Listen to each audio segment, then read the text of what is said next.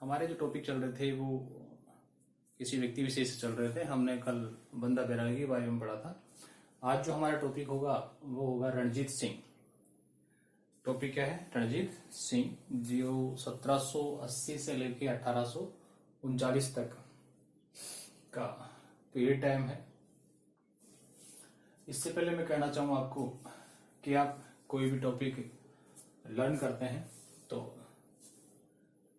तो उसको आप कंटिन्यू रखें, ताकि फिर बाद में आपको प्रॉब्लम क्रिएट नहीं हो, या कहें कि उसका रिपीटेशन होते रहना चाहिए। मान लीजिए मैं ये वीडियो बना रहा हूँ आप लोगों के लिए, और अगर मैं निरंतर इसमें कंटेंट नहीं रखूंगा तो आई थिंक मैं अगला वीडियो नहीं बना पाऊंगा। तो इसी प्रकार जो एजुकेशन है उसमें भी हमें निरंतरता रखना आवश्यक है। ये जो मैंने टॉपिक लिए हैं वो लगभग सभी जो कॉम्पिटिशन्स होती हैं उनमें दिए हुए हैं। साथ ही जो हमारे 10th लेवल के विद्यार्थी हैं उनके लिए भी हैं। इसके अलावा आप रिट की बात कर लें, एसआई की बात कर लें, हाई कोर्ट की बात कर लें, या फिर रेलवे डिपार्टमेंट की बात कर लें, तो इसमें कहीं ना कहीं ऐसे क्वेश्चंस पुटअप किए जाते हैं। तो हम शुरू करते हैं रणजीत सिंह। तो हम सबसे पहले बात करें रणजीत सिंह की, तो इनका जो जन्म है वो गुजरांवाला में हुआ। कहाँ हुआ? गुजरांवाला। कहाँ हुआ? गुजरांवाला में। कब हुआ? 13 नवंबर 1780 को। 13 नवंबर 1780 को इनका जन्म, जो रणजीत सिंह जी थे इनका जन्म गुजरांवाला क्षेत्र में हुआ। इनके दादा जो थे वो चाकिया मिसल के वीर नेता थे। अब कहाँ के नेता थे? चाकिया मिसल के। अब दिमाग में ये आता है कि सर ये आखिर चाकिया मिसल होता क्या है? तो जो ये तो एक जगह का नाम है, ये जो चाकिया है ये तो एक जगह का नाम है, और जो मिसल होता है, जो ये मिसल होता है उसे हम कह सकते हैं भाग। क्या कह सकते हैं? भाग, क्षेत्र, या फिर अधीनस्थ स्थानीय भूभाग, है ना। तो इसके दादाजी थे, रणजीत सिंह दादाजी दो थे चाकिया मिसल के क्या थे? वीर नेता थे। और मिसल मीन्स होता है भाग, क्षेत्र या अधीनस्थ स्थानीय भूभाग, ये है। इनके पिता महासिंह, रणजीत सिंह के जो पिता थे वो कौन थे? महासिंह थे, और जिनकी मृत्यु कब हो गई? 1792 में हो गई। अब जब 1792 में हो गई तो उस दौरान ये कार्यभार कौन संभाले, किस प्रकार से कार्य किया जाए? तो 1792 से लेके 1797 तक, 1992 से लेके 1797 तक, इस काल में एक शासन चलाने के लिए एक परिषद का गठन किया गया। शासन परिषद। किसका गठन किया गया? शासन परिषद का गठन किया गया। इसमें 3 सदस्यों को शामिल किया गया। इसमें 3 सदस्यों को शामिल किया गया, जो कौन कौन थे?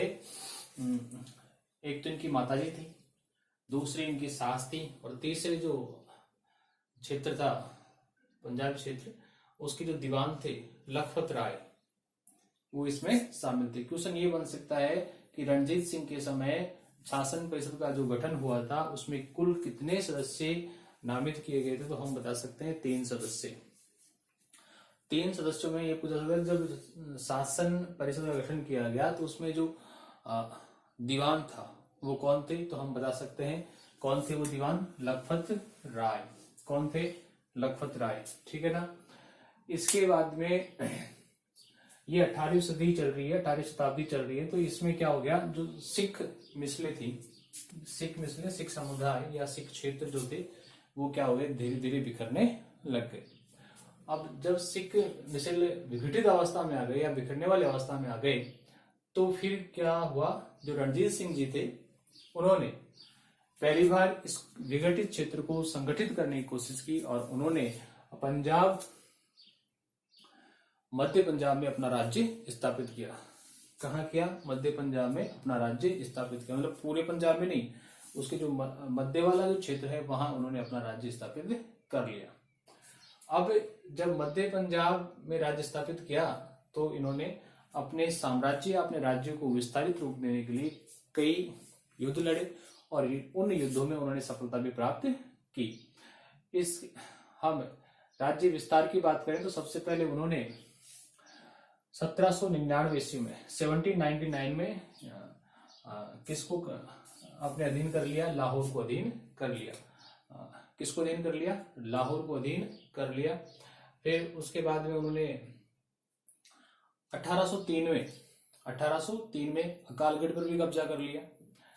1803 में अकालगढ़ पर कब्जा किया। उसके साथ ही 1804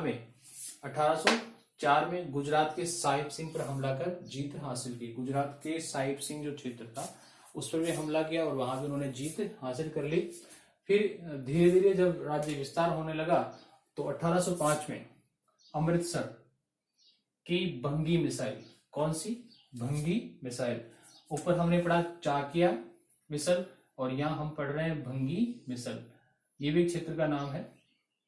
तो उस पर भी क्या कर लिया? रणजीत सिंह जी ने अधिकार कर लिया। मतलब कुल मिला के टोटल ऑल ओवर हम बात कर लें तो हम कह सकते हैं कि जो रणजीत सिंह जी थे उन्होंने अपने राज्य का विस्तार काफी हद तक किया था। इसके बाद में 1804 तक 5 तक हमने पढ़ा, अमृतसर की भंगी मिसल तक अपना कब्जा कर लिया। फिर 1808 में उन्होंने सोचा कि क्यों नहीं मैं जो ये दोआब क्षेत्र है, नदियों के भूभाग वाला क्षेत्र है, उसके पार जाके दूसरे जो क्षेत्र हैं, राज्य हैं, उन पर भी क्या कर लूं? अधिकार कर लूं। तो उन्होंने क्या किया? 1808 में सतलज नदी को पार किया। और हमें ये पता है कि जो सतलज नदी है वो पंजाब क्षेत्र में बहती है। 1808 में सतलज नदी पार की और उन्होंने किसको जीता? फरीदकोट को जीत लिया, मलेर कोटला को जीत लिया और अंबाला को जीत लिया। याद ध्यान रखें, ध्यान रहे इस बात का कि क्वेश्चन पुट हो सकता है या बन सकता है किसी भी कंपटीशन में कि रणजीत सिंह के समय सतलज नदी पार करके कितने क्षेत्रों को जीता गया? तो हम बता सकते हैं 3 क्षेत्रों को। ये क्वेश्चन अलग तरीके से रिवाइंड हो सकता है कि 1808 में सतलज नदी के पार रणजीत सिंह ने कौन कौन से क्षेत्र जीते। तो उनमें नाम बताना पड़ेगा हमें, फरीदकोट, मलेरकोटला व अंबाला। तो डियर फ्रेंड, इसके बाद में हम बात करें आगे 1809 की। 1809 में क्या हुआ? थोड़ी स्थिति गड़बड़ाई और उन्होंने अमृतसर की संधि की। उनको अमृतसर की संधि करनी पड़ी। किनके साथ? ब्रिटिश गवर्नमेंट के साथ, अंग्रेजों के साथ।